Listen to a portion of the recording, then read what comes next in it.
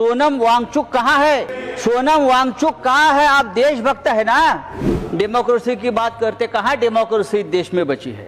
High court और supreme court सरकार की कठपुतलियां बन गई है। चुनाव आयोग जो देश का है वो भारतीय जनता पार्टी की प्राइवेट लिमिटेड कंपनी बन गई है। 15 जनवरी को अजित पवार ने बयान दिया था और भारतीय जनता पार्टी को एक जवाब दिया था। भारतीय जनता पार्टी ने भी इस सिंचाई घोटाले में जमकर पैसा खाया है और भारतीय जनता पार्टी की फाइल मेरे पास है। ये अजित पवार का बयान 15 जनवरी को आया है और उसके बाद 10 दिन बाद अजित पवार की विमान दुर्घटना में मौत होती है। आप सुनने की आदत रखनी चाहिए। आप सत्ताधारी है, आपकी सरकार है, आपको हमारी बात सुनने की अगर आप आदत डालें तो डेमोक्रेसी और मजबूत हो जाएगी। देखिए, मैं आरोप नहीं कर रहा हूं, लेकिन ये बहुत रहस्यपूर्ण है। आपके ऊपर आरोप किया, फाइल कहाँ है? मेरी जानकारी है कि अजित पवार वो फाइल हमेशा अपने साथ रखते थे।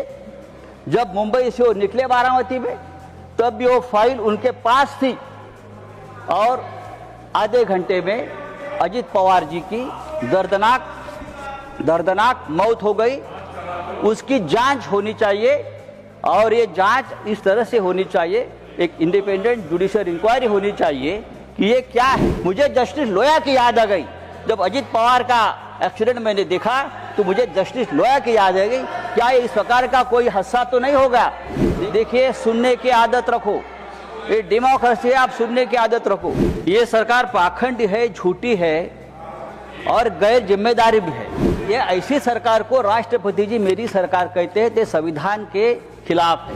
जो सरकार गैर संवैधानिक तरीके से बैठी है हर राज्य में, ये सरकार पूरी तरह से भ्रष्टाचारियों से घिरी है।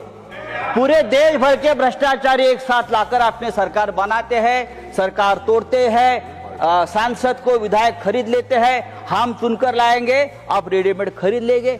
पहले नेताओं को हम बनाते थे, अब नेताओं को हम खरीद लेते हैं। लेकिन ठीक लगता है जो हमारे सामने महान देशभक्त मंडली बैठी है, उनको लगता है कि सब कुछ ठीक है। राष्ट्रपति देश की संवैधानिक प्रमुख है, तो भाषण के हर पैरा में राष्ट्रपति जी कहते हैं कि मेरी सरकार, मेरी सरकार, मेरी सरकार। लेकिन जिनको ये मेरी सरकार कहते हैं, सरकार पाखंडी है। ये सरकार पाखंडी है, झूठी है और गैर जिम्मेदारी भी है। तो कहा ये ऐसी सरकार को राष्ट्रपति जी मेरी सरकार कहते हैं, तो संविधान के खिलाफ है। जो सरकार गैर संवैधानिक तरीके से बैठी है हर राज्य में। सर, इस देश में मैं यहां से सुन रहा था, डेमोक्रेसी की बात करते, कहां डेमोक्रेसी देश में बची है? न जुडिशरी है, न सोशल जस्टिस है। हाई कोर्ट और सुप्रीम कोर्ट सरकार की कठपुतलियां बन गई है। कहां न्याय मिलता है?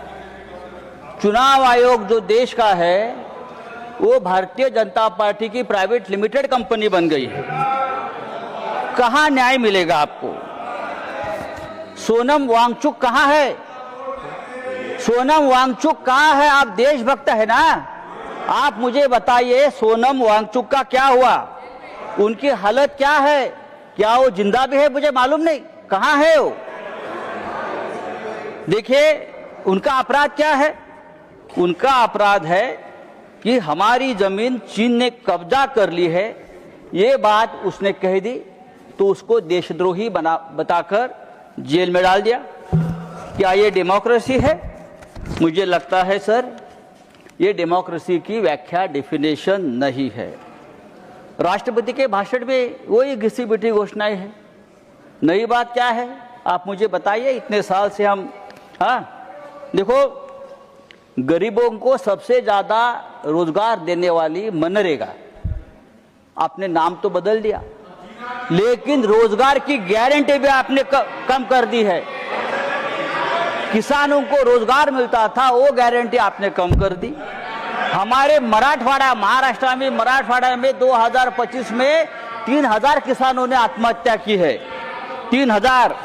सर, देखो, आप सुनने की आदत रखनी चाहिए। आप सत्ताधारी है, आपकी सरकार है, आपको हमारी बात सुनने की अगर आप आदत डालें तो डेमोक्रेसी और मजबूत हो जाएगी। सर, मैं और एक बात आपके सामने रखता हूं।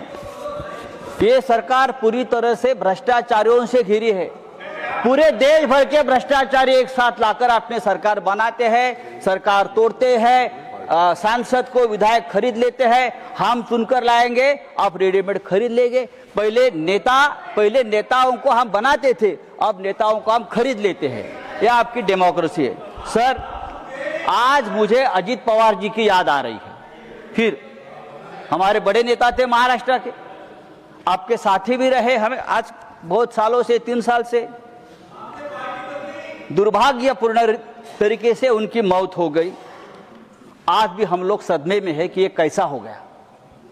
इतना एक दमदार आदमी, जिस तरह से उनकी मौत हो गई, दुर्घटना हो गई, आज भी हम लोग सदमे में। संजय राउत जी, अजीत, टाइम खत्म हो गया, ठहरो सर। आपका अजीत पवार के ऊपर 70,000 करोड़ के सिंचाई घोटाले का आरोप किया था आपकी सरकार ने, आपकी सरकार ने किया, लेकिन वो भारतीय जनता पार्टी के साथ आ गए और पवित्र हो गए। 15 जनवरी को अजीत पवार जी ने एक बयान दिया था। 15 जनवरी को अजीत पवार ने बयान दिया था और भारतीय जनता पार्टी को एक जवाब दिया था। आप सब्जेक्ट के बाहर बोल रहे हैं। क्या कहा था कि अगर आप सिंचाई घोटाले का आरोप करते हो, ये विषय नहीं है, सिंचाई घोटाले का आरोप करते हो, तो सिंचाई घोटाले का पैसा हमने नहीं खाया है। भारतीय जनता पार्टी ने भी इस सिंचाई घोटाले में जमकर पैसा खाया है और भारतीय जनता पार्टी की फाइल मेरे पास है। ये अजीत पवार का बयान 15 जनवरी को आया है और उसके बाद 10 दिन बाद अजीत पवार की विमान दुर्घटना में मौत होती है। देखिए, मैं आरोप नहीं कर रहा हूं, लेकिन ये मौत रहस्यपूर्ण है। आपके ऊपर आरोप किया, फाइल कहां है? मेरी जानकारी है कि अजीत पवार वो फाइल हमेशा अपने साथ रखते थे। जब मुंबई से वो निकले बारामती में, तब भी वो फाइल उनके पास थी और आधे घंटे में अजीत पवार जी की दर्दनाक मौत हो गई।